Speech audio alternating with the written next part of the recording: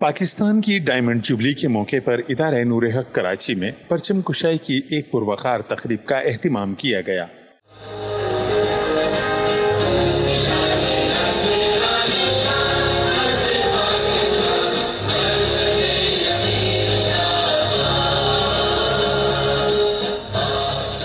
امیر جماعت اسلامی کراچی حافظ نعیم الرحمن نے پرچم کشائی کی۔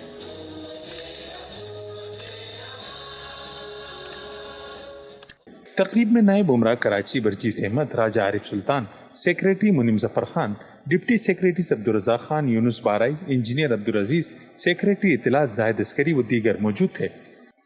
تقریب سے خطاب کرتے ہوئے حافظ نعیم الرحمن کا کہنا تھا کہ ہمارے بزرگوں نے ایک جذبے اور نظریے کی خاطر قربانیاں دیں، زمین و جائیداد چھوڑ کر کلمے کی بنیاد پر اس خطے کے لیے ہجرت کی اور جانوں کے نذرانے اس لیے پیش کیے تاکہ آنے والی نسلیں پاکستان میں اسلام کا عادلانہ نظام نافذ کر سکیں۔ لیکن یہ ہماری بدقسمتی ہے کہ جس مقصد کے لیے ملک بنا اسے ہم حاصل نہ کر سکے۔ یہ کہ وہ اس سے بڑی جڑ کے ساتھ وابستہ تھے اور وہ صرف ایک ہی چیز ہو سکتی تھی، وہ کلمے کی طاقت تھی۔ پاکستان کا مطلب کیا؟ لا الہ الا اللہ۔ اس لا الہ الا اللہ کی طاقت تھی۔ انہیں معلوم تھا کہ آج اگر ہم یہ زمین چھوڑ بھی رہے ہیں تو کل ہم ایک ایسا ملک بنا دیں گے اپنی نسلوں کے لیے کہ اس میں اسلام کی تعلیمات ہوں گی، عدل اور انصاف ہوگا، سب کے لیے برابر کے مواقع ہوں گے۔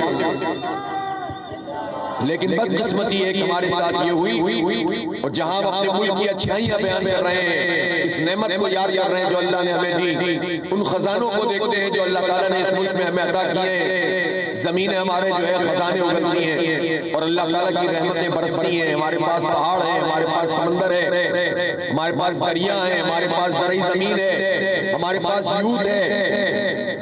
33 سال تک کی عمر کے 65% لوگ ہیں۔ ایک ابھرتی ہوئی پوری کی پوری جو ہے وہ قوم ہے۔ پوری دنیا میں سب سے اچھا ریشو ہے یوتھ کا ہمارے ہاں، اور اتنی باصلاحیت یوتھ ہے کہ ملک میں اگر اس کو موقع نہیں ملتا تو بیرون ملک اپنے آپ کو بنواتے ہیں، لیکن بدقسمتی سے مواقع نہیں ہے، جس کے نتیجے میں ہم کمزور پڑ گئے۔ اور اس کا سبب یہ ہے کہ جس مقصد کے لیے ہم نے یہ ملک بنایا تھا اس کو حاصل نہیں کیا گیا۔ ان کا کہنا تھا کہ جماعت اسلامی کی جد و جہد جاگیرداروں اور وڈیروں کے خلاف ہے جو 75 سال سے ہم پر مسلط ہے۔ تقریب میں ملکی سلامتی اور بقا کے لیے خصوصی دعا بھی کی گئی۔